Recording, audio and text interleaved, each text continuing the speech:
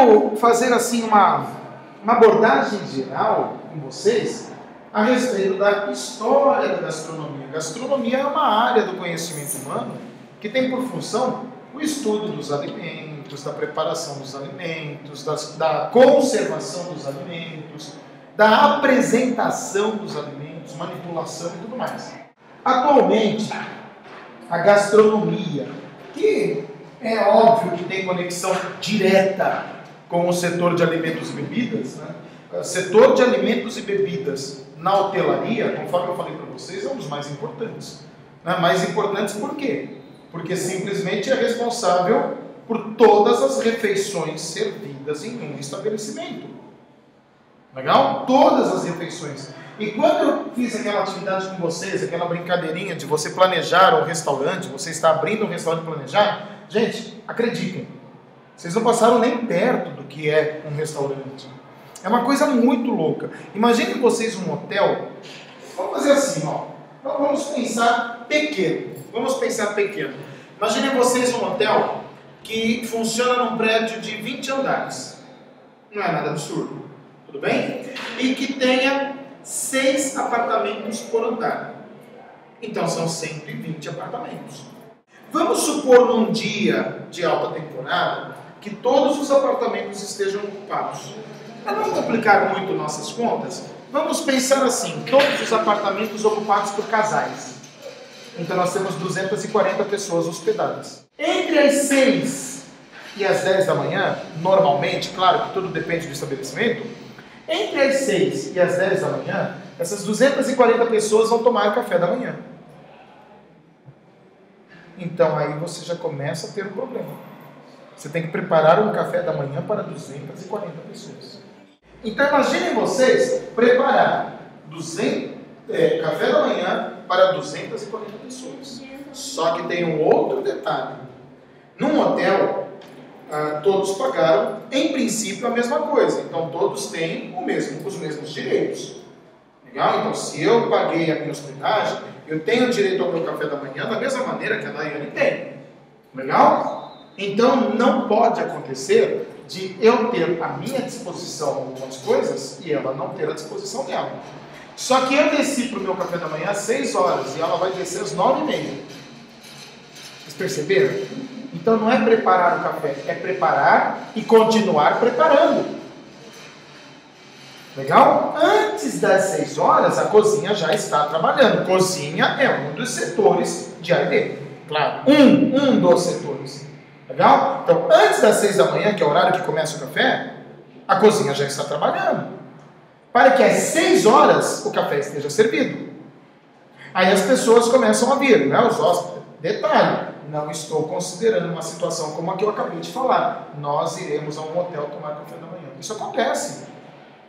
De repente, reúne um grupo de executivos sei lá, vai ter uma reunião, só que a reunião começa só às 9 horas, mas eles se reuniram antes e combinaram, vamos tomar um café da manhã e vão ao hotel da Redondeza. Isso é normal. Então imagine, eu não estou nem considerando isso, estou considerando somente os meus hóspedes. Certo? Eu não estou nem considerando que vem alguém de fora tomar café da manhã comigo aqui. Legal? Então veja, conforme as pessoas vão comendo, as coisas vão se acabando. Tem gente lá na cozinha preparando mais, tem garçom vindo, trocando o prato vazio por prato cheio, repondo coisa, e não pode acabar. Entenderam a situação? O negócio é complicadíssimo. E cá entre nós, 240 pessoas no hotel é pouco. Estou pensando baixo. Estou pensando muito baixo. Normalmente é muito mais do que isso. Certo? E não tem condições de, quando for 15 para as 10 da manhã, já que fecha às 10, né? Não tem mais nada. Não. Se alguém chegar às 15 para as 10 da manhã, ele tem que ter à disposição todo o café da manhã. Tem que ter tudo. Claro. Né? Então, imaginem vocês como rola o planejamento dessa cozinha. E mais, né? Para que a cozinha trabalhe, tem que ter os ingredientes, não tem? Então, alguém teve que calcular a quantidade de ingredientes à disposição. Não é verdade? Alguém teve que fazer a compra dos ingredientes. Certo? Alguém teve que escolher os ingredientes, porque se for um hotel de um certo nível, Não é qualquer coisa que entra no hotel, não. Legal? O cara vai olhar, ele pediu maçãs, ele vai olhar maçã por maçã. Tem 500 maçãs, vai olhar maçã por maçã, para ver se todas têm a qualidade esperada. Ah não, vai ter waffles no café da manhã, então vai ter que fazer pelo menos 500 waffles à disposição. Imaginem cozinhar 500 waffles. Perceberam a situação? Então é complexo. Isso eu estou falando só do café da manhã. Legal? Então, mas tem outras coisas. Tem outras coisas. Imagine, são 11 horas da noite, toca o telefone da cozinha, alguém pedindo serviço de quarto. Manda para mim uma sopa, um não sei o quê, um papapá. Então, quer dizer, não é porque não está no horário do café, do almoço e do jantar, que a cozinha fechou. A cozinha continua funcionando. Legal? E se existe um cardápio, a cozinha tem que ter à disposição todos os ingredientes daquele cardápio. Se alguém ligar às 2 horas da madrugada, se for um hotel que atende o serviço de quarto 24 horas, e a maioria dos bons hotéis fazem isso, não importa, 2 horas da madrugada, quero uma feijoada. A feijoada tem que aparecer. Legal? É claro que alguns hotéis limitam as coisas. Né? Alguns hotéis colocam no cardápio somente alguns itens disponíveis no serviço de quarto. Então, provavelmente, num desses hotéis, feijoada às 2 da madrugada não vai ter. Legal? Mas aquilo que ele se dispôs a fornecer vai ter que existir. Então, gente, quando a gente fala de A e B, alimentos e bebidas, esse é um setor da hotelaria extremamente importante, extremamente movimentado e, assim, de importância além do normal. Porque bom restaurante pode tornar o movimento do hotel magnífico. Um mau restaurante pode fechar as portas do hotel. Legal? Vira e mexe, a gente ouve que o chefe de determinado restaurante, não sei o quê, foi preso porque tinha comida estragada armazenada. Isso aconteceu recentemente lá perto da Paulista. Por outro lado, revistas e revistas com chefes famosos estampados na capa, dizendo fulano de tal lançando um novo prato no restaurante tal, localizado no hotel tal. Veja, olha a propaganda que o hotel ganhou.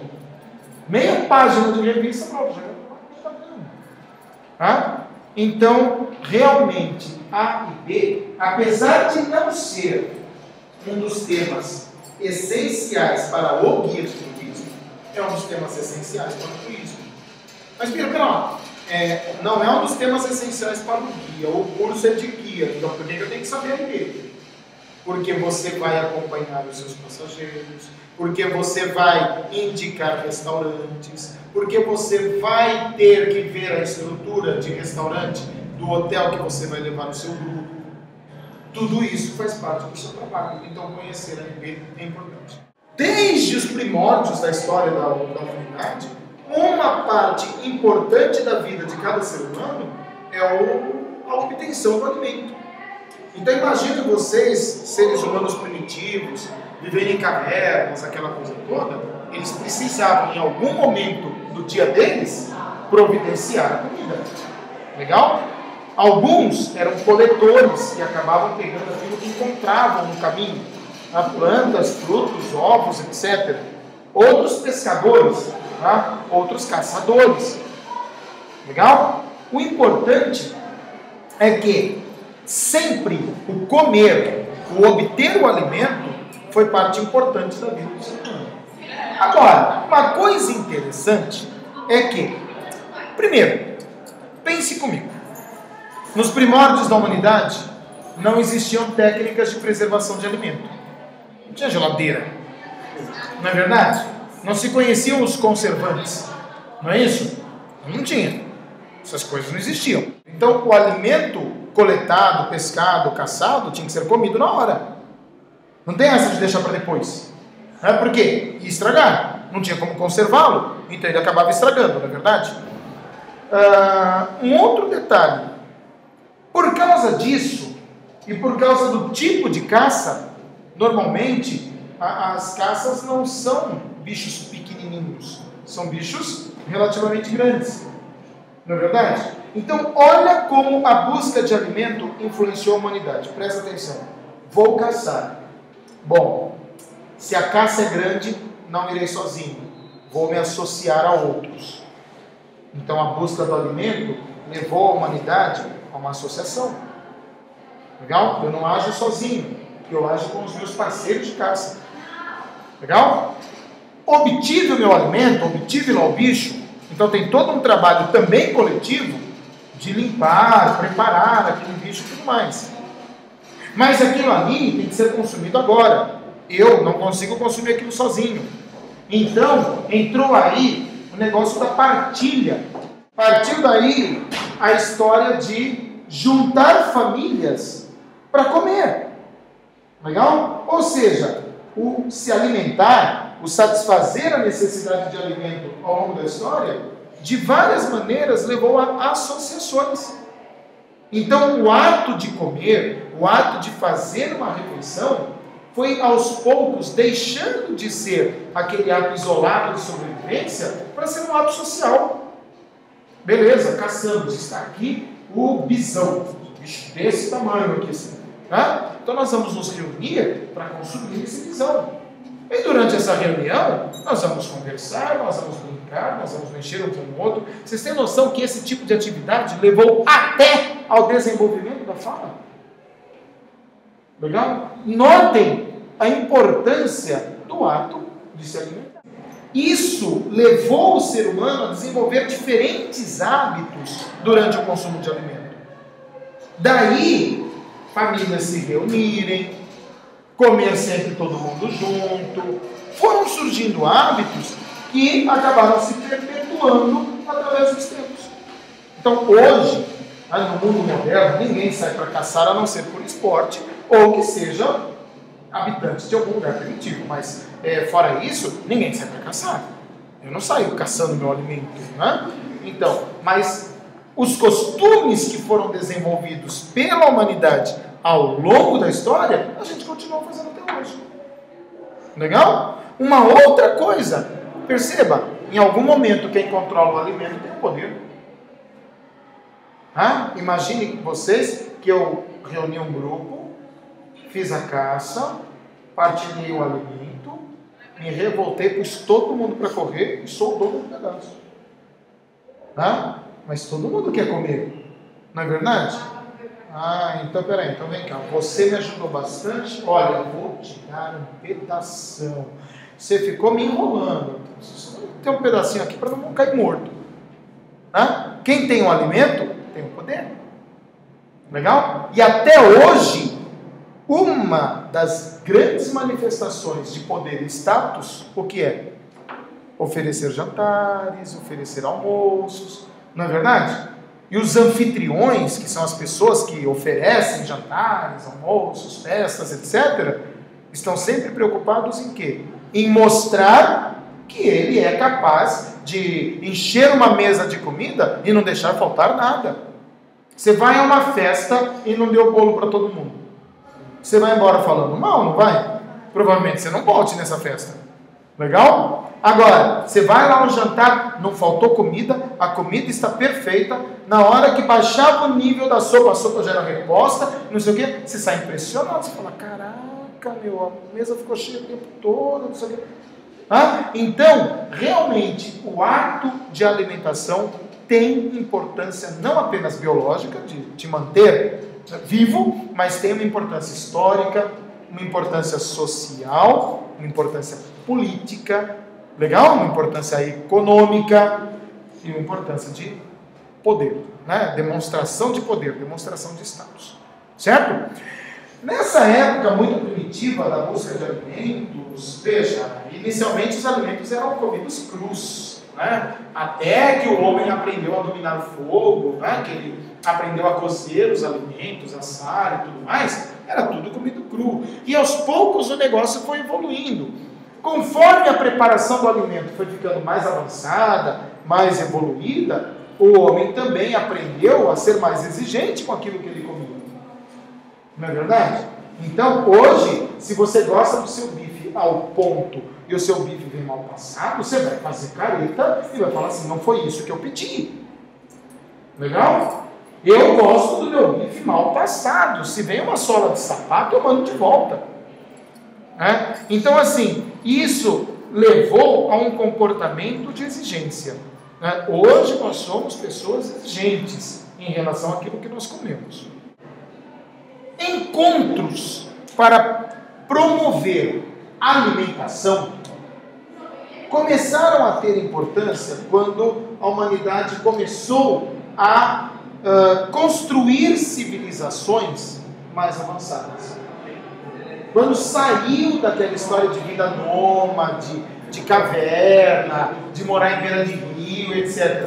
Quando o homem começou realmente a construir cidades, a se fixar num lugar, a cultivar a terra, aí começaram as grandes tradições gastronômicas. Concordam comigo? Antes disso era, vamos juntar, caçar e fazer churrasco, né? Depois não, depois começou a ter todo um procedimento de fabricação do alimento, produção do alimento, armazenagem do alimento, distribuição, não é verdade? Então, com as primeiras civilizações, finalmente surgiram as maneiras mais, digamos assim, avançadas de administrar alimentos e administrar refeições. Legal? Se nós dermos uma chegadinha lá na Antiguidade Clássica, nós já vamos encontrar na Grécia uma série de regras em termos de alimento. A Grécia aí está entre as primeiras civilizações realmente importantes em termos históricos, em termos artísticos, culturais, científicos e gastronômicos. Tá?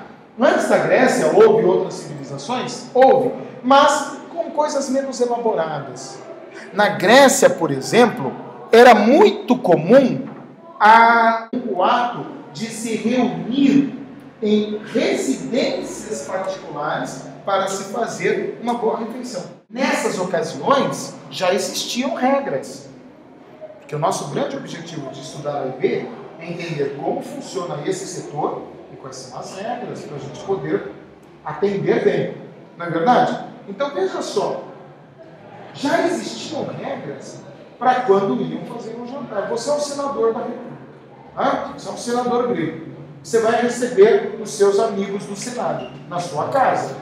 Você não vai receber de qualquer jeito. Você vai seguir uma série de normas. Ninguém chegou um dia e falou assim, não, para receber alguém em casa tem que fazer isso, isso. Não, mas os costumes foram se desenvolvendo e acabaram virando regras. Por exemplo, continuando aqui com a ideia da Grécia, se alguém fosse receber em sua residência alguém para um jantar, esse jantar, essa refeição, seria composta por 3 pratos. Então, quer dizer, imagina, isso era um costume. Aí você é convidado para um jantar. Você é uma pessoa importante, você é convidado para um jantar. Você vai a esse jantar, chega lá, o cara distribui uma sopona lá e vai embora, você vai se sentir ofendido. Você vai se sentir ofendido por quê? Primeiro, que você é uma pessoa importante na sociedade, você já se acha. Esse é o primeiro ponto. Segundo, peraí, mas eu vim aqui para isso? Se era para isso, eu ficaria em casa. Aliás, essa expressão é muito comum, né? Para comer isso, eu como em casa. Não é verdade? Se você está saindo da sua casa para ir a um lugar para consumir um alimento, você quer, no mínimo, que seja algo diferente do que você tem na sua casa.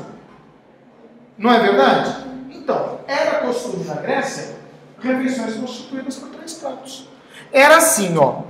Tinha o primeiro prato, que era um aperitivo. Né? Então, reuniram-se as pessoas para jantar, já tinha o primeiro prato, né? Que era um aperitivo. Frutas, aves, carnes, frutos do mar, né? Mariscos, mexilhões, ostras e tudo mais. Legal? Esse era o instante inicial da refeição. O aperitivo tem a ideia do abrir o apetite. Né? Eu acho isso uma palhaçada. Bira, acho isso uma besteira. Porque se eu estou com fome, meu amigo, o apetite já está pronto. Legal? Mas não. Tinha essa... A cozinha, na verdade, o restaurante, na verdade, segue um ritual. Isso é um ritual. Entendeu? Então, você, ao consumir aperitivos, você está se preparando para a refeição. Certo? E outra, cá entre nós, né? o aperitivo é mais barato do que o prato principal. Então você já deixa o cara meio cheinho para gastar menos com o prato principal, né? Tenho certeza que isso teve alguma influência, né? É mais fácil eu distribuir frutas para vocês do que distribuir o prato principal, tá?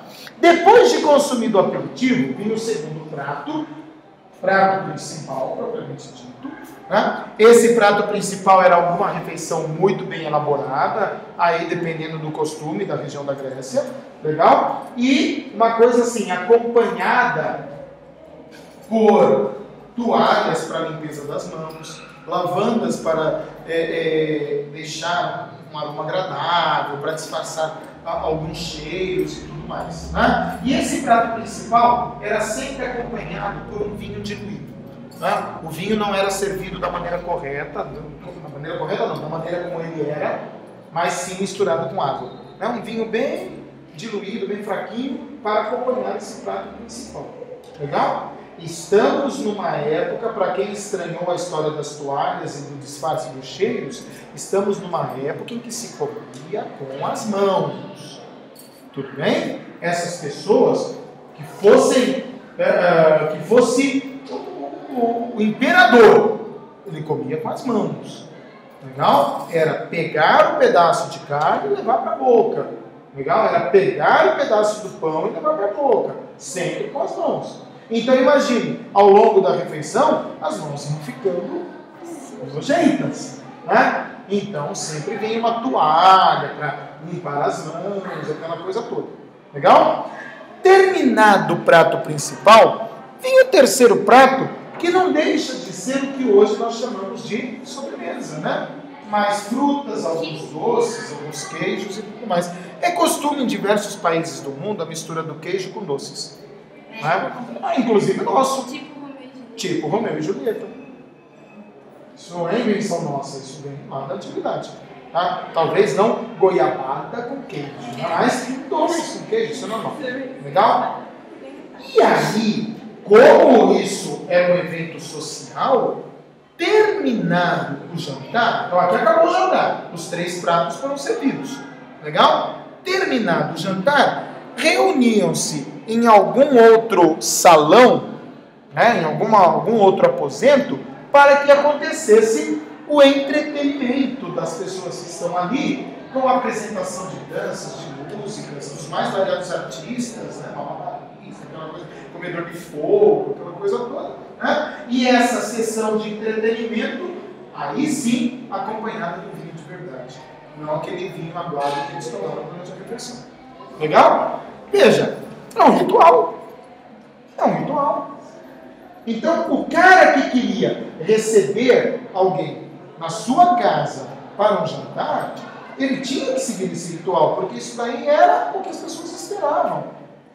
Legal? Então, notem vocês que já tinha que existir nessa época, estou falando da Grécia Antiga, estou falando de 400 anos antes de Cristo.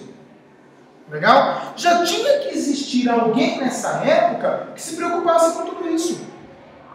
E o patrão vai receber, peraí, vamos ver se tem comida para todo mundo. Vamos ver, o prato principal está aqui, a entrada está aqui, não sei o que está aqui, tem vinho? Nossa, tem que preparar vinho, e não sei o que. Ai, puxa, eu tenho que convidar os músicos, né? E não sei...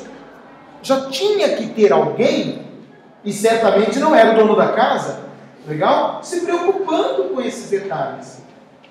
Mal e mal comparando, já existia o profissional de RP lá na Grécia Antiga. Um cara que estava lá, um tipo de criado, que estava lá especificamente para pensar nas refeições e nesses eventos sociais. Tudo bem? Ainda mais ou menos na mesma época, nós encontramos um comportamento semelhante em Roma. Roma, que também faz parte da Antiguidade Clássica, apesar de estar em outro lugar, em outro espaço e ter outros costumes, em Roma também existia esse tipo de coisa, com um pequeno detalhe. Tudo é extremamente rigoroso, com muito cuidado, com muitas regras, porque isso estava diretamente relacionado ao status que a pessoa tinha. Então, por exemplo, em Roma, Não eram todos que se sentavam à mesa para comer.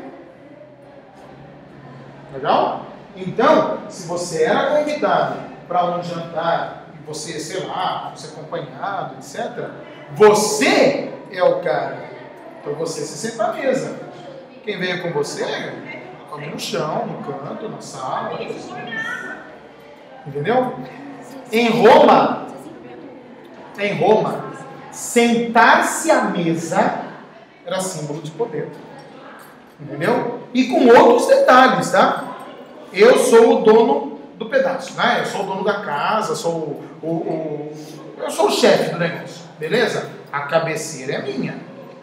A cabeceira é minha. Sentei aqui na cabeceira. Do meu lado direito, na primeira cadeira, a pessoa mais importante entre os convidados. Do meu lado esquerdo, aqui, a segunda pessoa mais importante entre os convidados. Aqui, a terceira pessoa mais importante. Quem se sentava lá do outro lado lá, tá? Era o mais ralezinho. Legal? Só que esse mais ralezinho ainda tinha mais status do que o outro que estava comendo ali no chão. Perceberam? Então tinha toda uma relação de poder, uma série de regras, todo um rigor para fazer essa refeição social. Tá? Também em Roma eram 3 pratos, né? As refeições eram formadas por 3 pratos. Tinha a entrada que eles chamavam de gusto, né? Era aquilo que era usado para degustar, era aquilo que servia para abrir o apetite. Aí eles serviam a mensa prime, que é o prato principal, né? Cuidado com a pronúncia aqui. Prime. Tem um A e um E, mas em latim, que era a língua de Roma, A e E juntos, tem o som de E, prime, né? Mensa prime, o prato principal. Uma carne bem elaborada, com molhos, alguma coisa assim bem de primeira linha mesmo. E aí, o terceiro prato constituído pela sobremesa, que era chamada de mensa secunde. Legal? Veja, tinha nome. Eu não sei se vocês notaram, mas na descrição da refeição grega, eu não dei nomes às coisas. Eu usei palavras que a gente usa, a entrada, prato principal e sobremesa. Legal? Mas eles não identificavam essas coisas. Porque na Grécia, apesar do ritual, não existia um rigor para o negócio. Em Roma, não. Em Roma existiam normas. Legal? E essas normas eram baseadas nos nomes e tudo mais. Certo? Aí, após o jantar, adivinha o que é que tinha? Entretenimento, dança, música, encolhedor de fogo, encolhedor de espada, né? E vinho para todo mundo. Legal?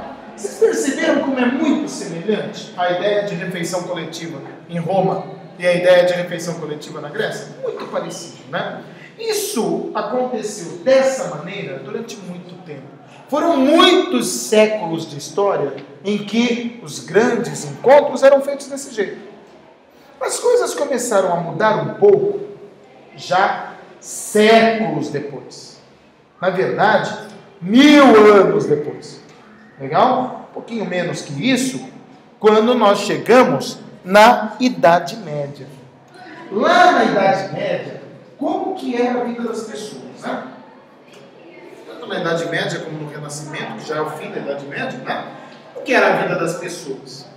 Tinha o rei, não é isso? Tinha o rei, né? Ou o senhor, que vivia, né? O dono da terra, que vivia no seu castelo, ou na sua casa gigantesca.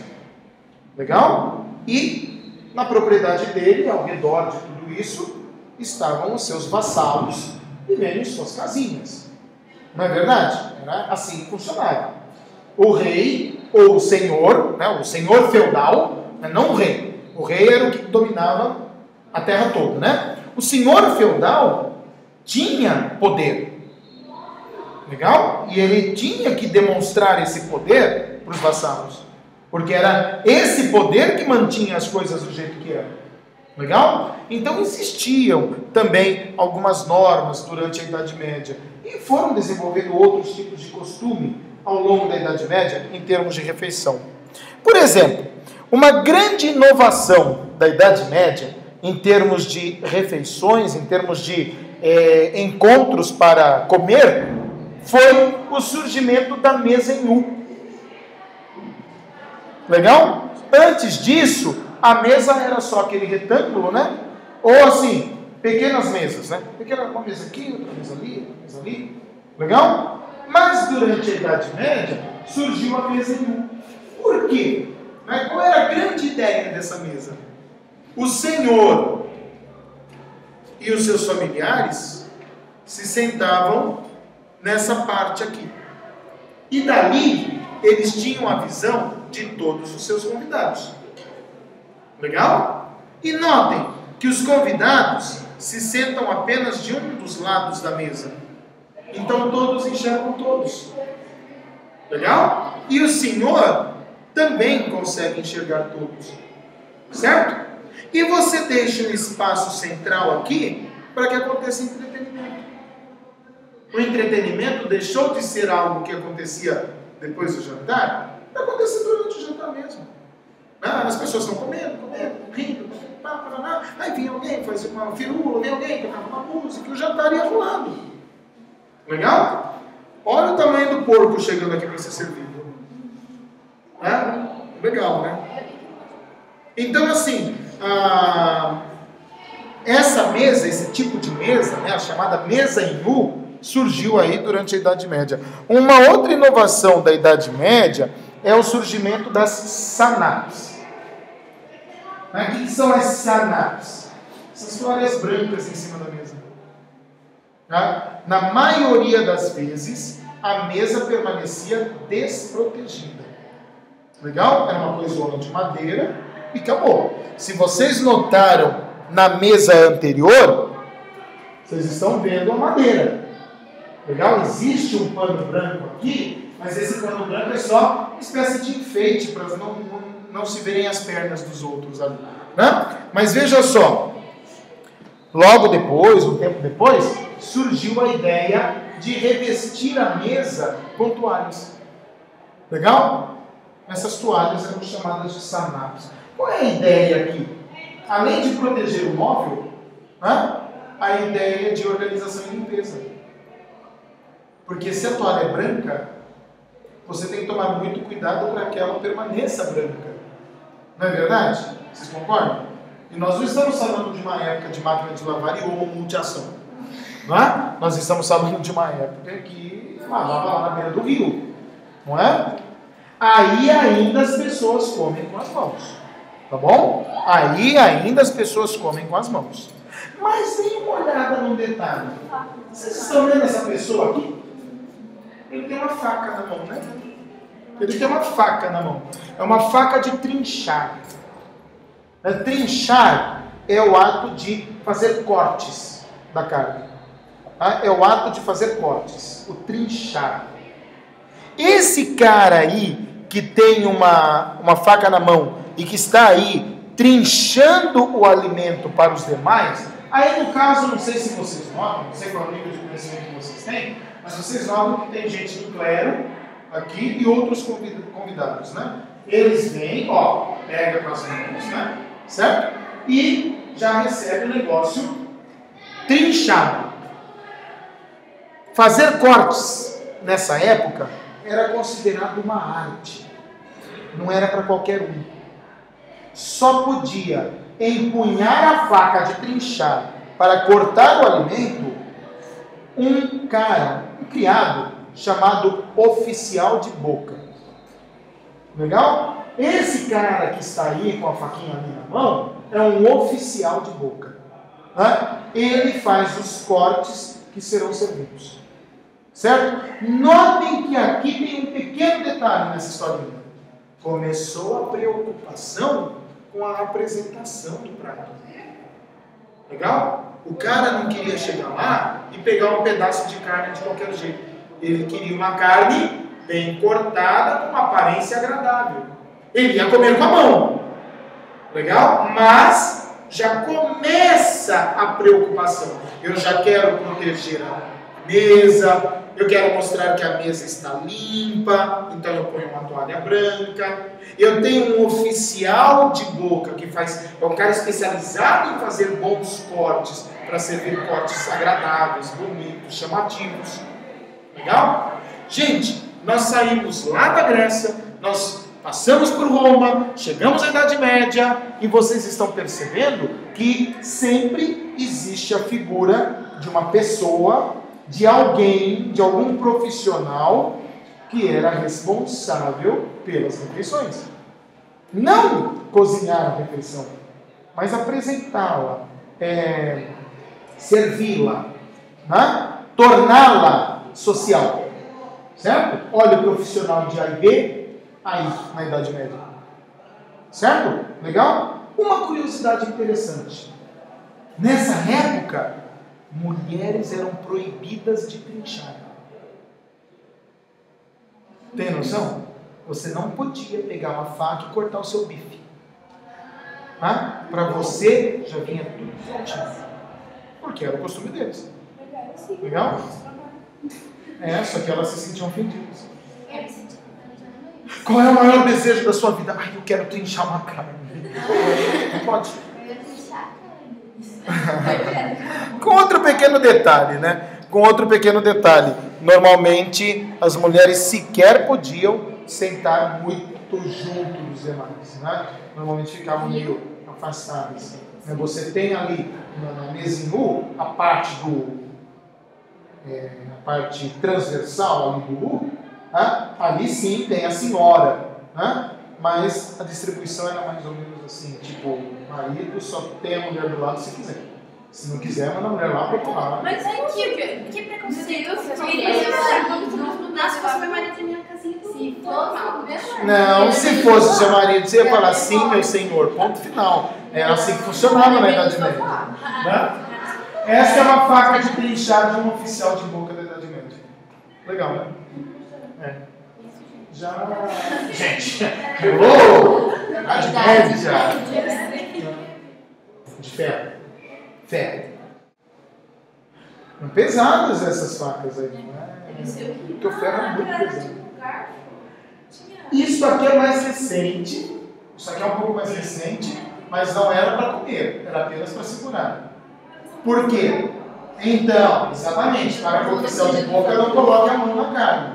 Entendeu? Ele não podia colocar. Sabe, quem põe a mão no alimento é quem vai consumir o alimento.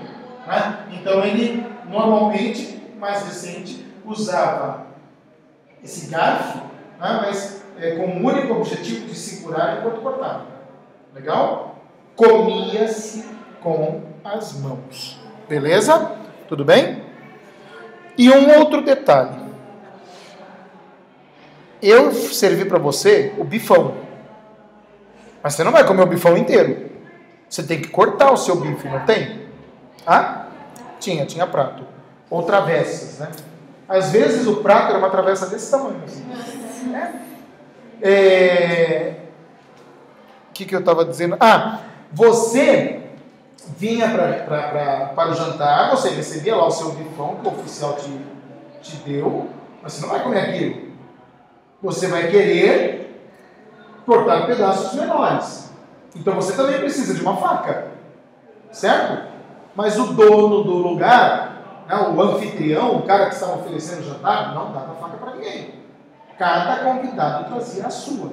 Então, durante essa etapa, os convidados traziam as suas próprias facas. Né? Não tinha essa de não levar a faca, de pegar a faca do lugar. Né? Não, cada um levava a sua própria faca. Aí, ainda, já finzinho de Idade Média, já naquela fase da história que a gente chama de Renascimento, né? Na França surgem as travessas de prata. Tá? Então agora começaram a ter uma ideia de praticidade e beleza ao mesmo tempo. Então, em vez de você simplesmente colocar a comida numa prancha em cima da mesa, não, arrumar a comida numa travessa de prata para que fique agradável aos olhos e prático de se carregar. Tudo bem? Então, a ideia da existência de travessas surgiu na França durante o Renascimento. Isso eu estou falando do Senhor da terra. E as famílias pobres? Gente, na boca, entendeu? A família pobre não tem gastronomia. Legal? Família pobre não tem gastronomia. Família pobre tem comida. Né? Tem janta. Né? Tem almoço. Não é isso? Essas coisas, não, porque tem todo o oficial de boca, né? O cara é pobre, ele não tem oficial de boca, ele tem boca. Não é verdade? Em termos de utensílios, tirando a faca, claro, em termos de utensílios, as famílias pobres costumavam ter não mais que uma caneca de couro. Legal? Nada de travessa, nada de panela, nada disso. Comida não. Né? Pega comida sem comida? Não na mão, mas uma espécie de prato, mas não, o prato não é um utensílio nessa época. Nas famílias pobres, as mulheres também não podiam. A família pobre é outra coisa. A família pobre, a regra é outra. Então, assim, em termos de utensílios, o máximo que se tem conhecimento é da existência de caneca de cobre. Essa caneca é do Renascimento. Tudo bem? É uma caneca de cobre do Renascimento. Legal? Beleza? Chegamos aí ao século XIV. Na área da gastronomia, na área dos alimentos e bebidas, o século XIV foi uma revolução. Esse cara aí foi um dos grandes inovadores da gastronomia do mundo. Esse aí é o rei Luís XIV da França. Esse rei criou alguns costumes novos. Ele criou novas maneiras de se observarem as refeições. Tá? Foi com ele que surgiu o que hoje nós chamamos de serviço à francesa. Vocês vão aprender diferentes tipos de serviços. Né? Existem o serviço francês, o serviço americano, o serviço isso, o serviço aquilo. O serviço americano é aquele que você vai, se serve e vem até a mesa. Não é? O serviço francês, o cara vem, coloca um prato para você, assim vai. Então tem várias maneiras de você organizar uma refeição. Vocês vão aprender isso, relaxa. Né? Então esse cara, rei Luís XIV da França, que criou, né, essa ideia do costume do chamado serviço à francesa. O objetivo dele, na verdade, ao criar essa maneira de se servir refeições, era a sua própria ostentação. Mostrar poder, luxo e dinheiro. Essa era a ideia dele. Né? Ele ficou famoso, entre outras coisas, como administrador da França, claro, mas ele ficou famoso pelos grandes banquetes que ele servia. E todos muito luxuosos. Legal? Era para as pessoas, inclusive outros reis de outros lugares aliados a ele, tá? E outros nobres, etc. Era para o cara ir à corte, participar do banquete e sair falando: caraca, o que foi isso? Tá? Porque o banquete era um verdadeiro show. Legal? O banquete era o evento. Legal? Era o acontecimento. Beleza? Então, isso surgiu com o rei Luís XIV. Nós costumamos dizer que o século XIV é a época de ouro dos grandes chefs. Foram aí que surgiram aqueles caras que se preocupavam em fazer o prato com um sabor especial, com uma apresentação especial. Foi aí o chefe de cozinha, né, o cara que está lá na cozinha criando tudo, passou a ter status. Legal? Então começou nessa época aquela ideia assim: poxa, mas o conde fulano de tal tem um chefe assim, assim, assado. Puta, mas o barão fulano de tal tem um chefe melhor. Legal? E aqueles que se destacavam eram disputados. Tá? O grande auge da carreira de um chefe era ser chamado para trabalhar na corte. Legal? Então o rei ficou sabendo que o chefe do barão fulano de tal é o cara mais inovador da cozinha, né? Faz assim coisas maravilhosas. Então, chama o cara aqui que ele vai preparar uma refeição para mim. Legal? E se o negócio fosse bom, a partir de hoje você trabalha para mim. Se fosse o barão falar qualquer coisa. Certo? Então, é aquele momento que o chefe, o criador da refeição, aquele cara que cria o banquete, começa a ter renome. Legal? Antes disso, era apenas um profissional. Era alguém que cuidava para o negócio acontecer. Legal? A partir dessa época, o chefe passou a ser alguém realmente muito importante, muito bem remunerado, com um belo status. Legal? Dentro da sociedade. Certo? Um outro detalhe aí é o seguinte: a refeição também acontecia em 3 partes. Legal? A refeição também acontecia em 3 partes, só que de uma maneira um pouquinho diferente. É aquela história que a gente costuma ver em filmes, quando eles querem mostrar alguém rico, poderoso, etc. As pessoas sentadas à mesa e aquela fila de garçons, sabe, chegando, deixando o prato, tirando o outro, entra nessa parte aqui. Tá? Que 3 partes são essas? Alguma dúvida? Entra prato principal e sobremesa. Legal? No serviço à francesa, o que importa lá na hora do jantar é a quantidade, a variedade e a decoração do negócio. Olha essa mesa. Essa é uma mesa típica de serviço à francesa. Legal? Atual. De um hotel. Legal? Para um determinado evento. Certo? Essa é uma mesa típica de serviço à francesa. Uma quantidade imensa de lugares. Uma mesa ricamente decorada. Né? Vocês podem ver, o negócio está luxuoso. Legal? Esse folderzinho que está aqui na frente é provavelmente as opções de refeição que a pessoa tem, né? Porque é diferente da época do Luís XIV, que ele podia gastar uma tonelada de comida numa refeição, né? Aqui não, aqui se paga tudo, né? Então, provavelmente a pessoa que ofereceu isso aqui já encomendou, né, para o local os pratos que ela quer. Legal? Então aqui ficam as opções que a pessoa tem. Isso é muito comum, a gente mexe muito com isso, tá? Quando a gente recebe grupo e fecha um restaurante para esse grupo, ou pelo menos fecha uma parte do restaurante para esse grupo, não fica à disposição o cardápio do restaurante. A não ser que o grupo tenha investido uma boa grana. Legal? Caso contrário, o que a gente faz é o seguinte: a gente vai, escolhe algumas entradas, algumas opções, escolhe algumas opções de prato principal, algumas opções de sobremesa, né? Se o grupo vai consumir vinho e isso está incluído, a gente já escolhe uns 2, 3 vinhos, legal? Ou outras bebidas, certo? E prepara um cardápio personalizado para esse grupo. Então, quando chegar lá no restaurante, eles não vão receber o cardápio do restaurante, eles vão receber o cardápio do grupo. Então isso aqui que vocês estão vendo, notem que na frente de cada prato tem um folheto, né? um folder bonito, chique, bem preparado. Mas o que está aqui é o cardápio desse grupo. Então para essas pessoas, o cara que sentar aqui, ele vai dar uma olhada nisso aqui, ele vai decidir o que ele quer comer.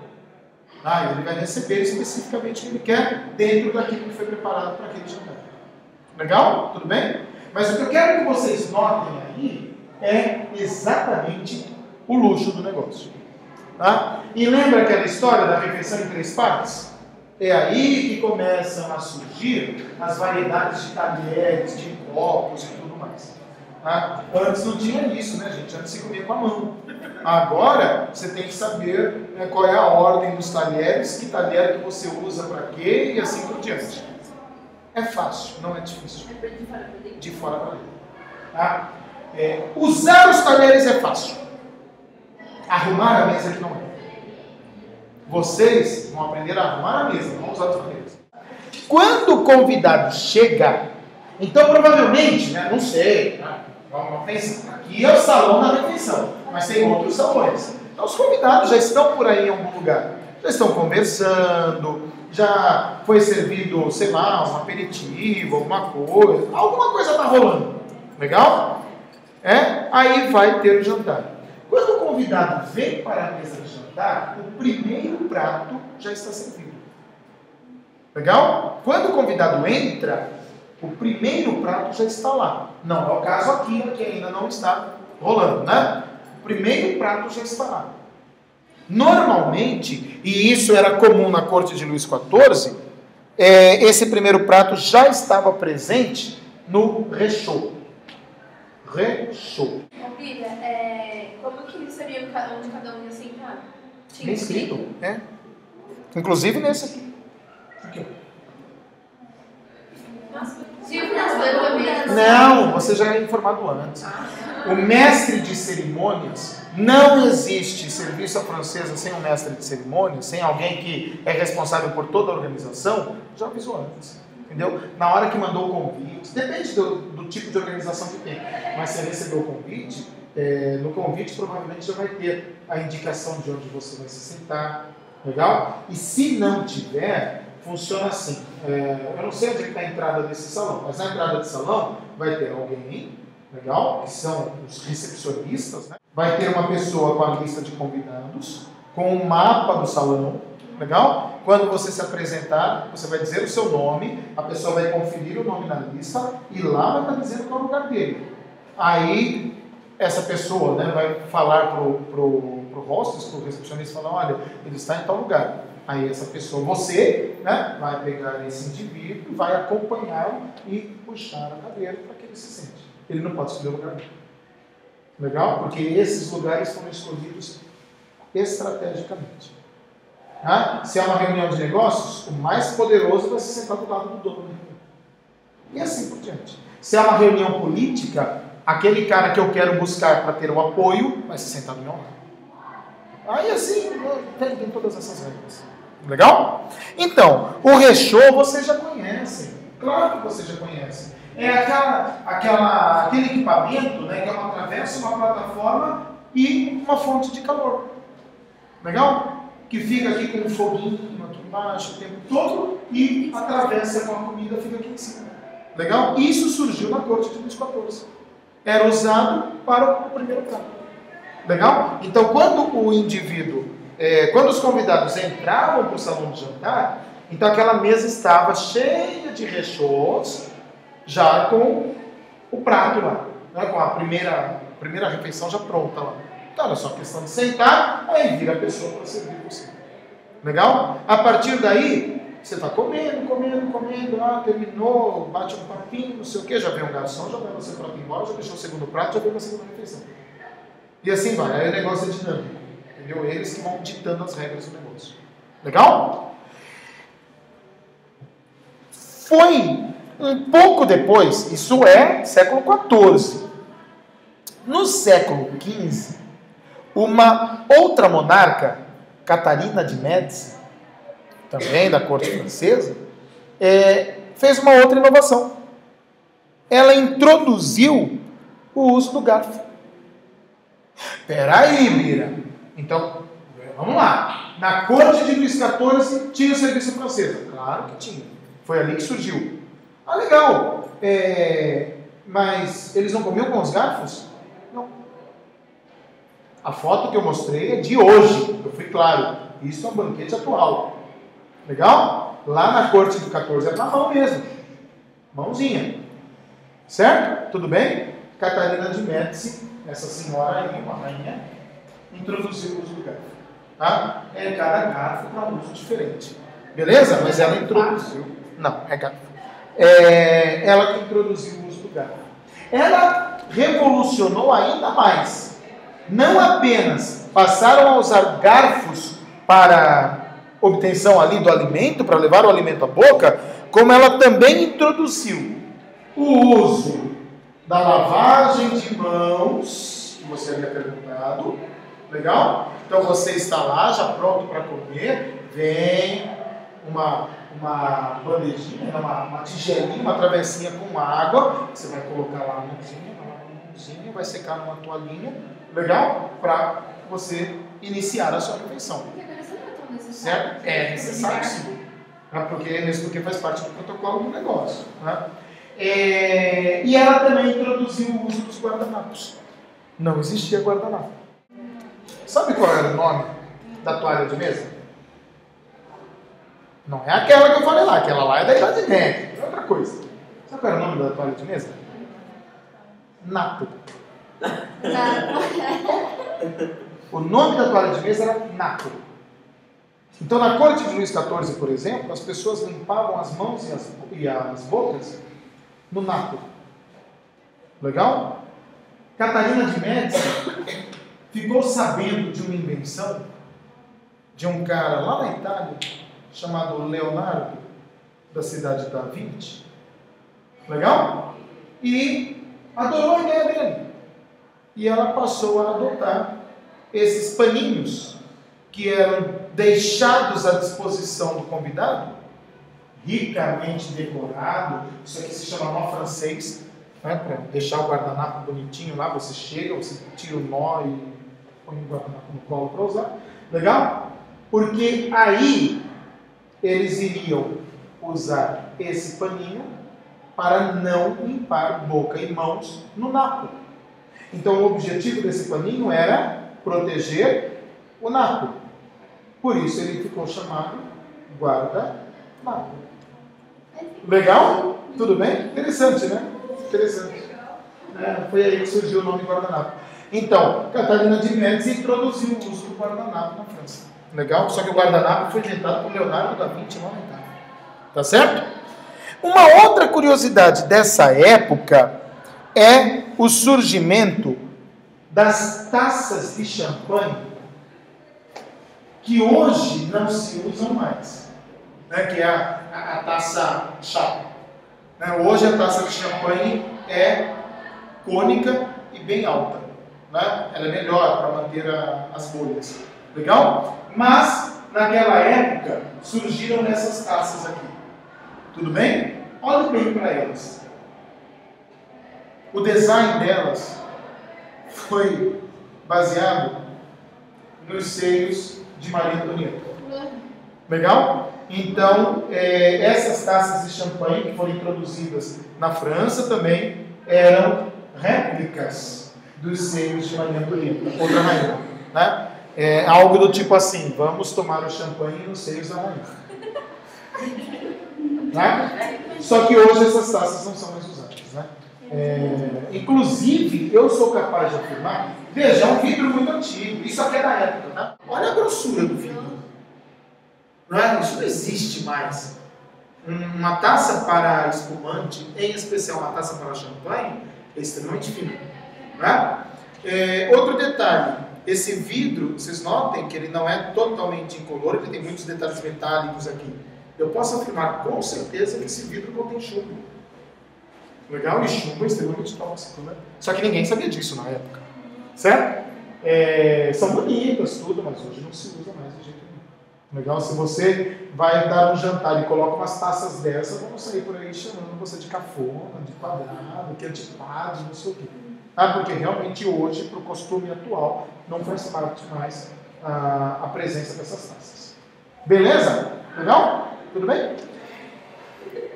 Tem um filme que é bastante interessante. Se vocês puderem assistir, assistam. Procurem e assistam. O nome do filme é Vatel.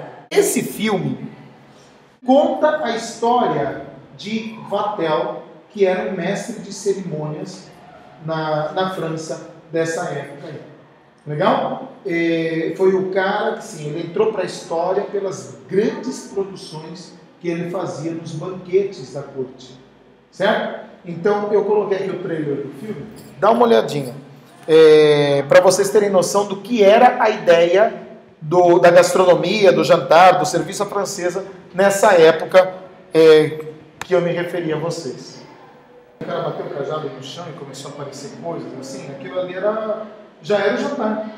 Os convidados chegavam, estavam ali esperando, o rei entrou, aí o rei, estando presente, bateu o cajado no chão e todo o mecanismo começou a funcionar e as mesas apareceram já com a primeira parte da refeição. Aí cada um se sentou e tudo mais e começou. Então esse Vatel entrou para a história por ter sido assim o cara na produção de jantares. Legal? Hoje, ele seria um profissional de alimentos e bebidas. Ele seria alguém que trabalharia no setor de eventos de alimento.